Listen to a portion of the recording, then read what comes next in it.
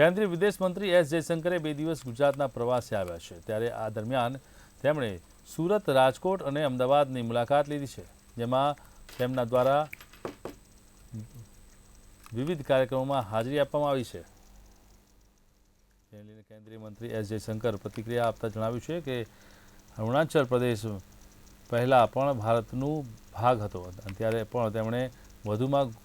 ગુજરાત યુનિવર્સિટીમાં વિદેશી વિદ્યાર્થીઓ પર થયેલા હુમલા અંગે પણ જણાવ્યું હતું કે વિદેશી અભ્યાસ કરતા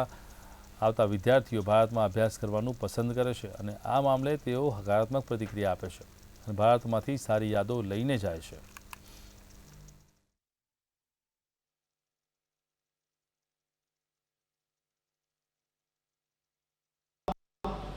ऐसे कुछ हैं जहां हमारी बिजनेसमैन जानते हैं, कुछ हैं जो उनके लिए नए नए देश हैं कहीं, और उनका कुछ हैंड होल्डिंग करना पड़ता है। तो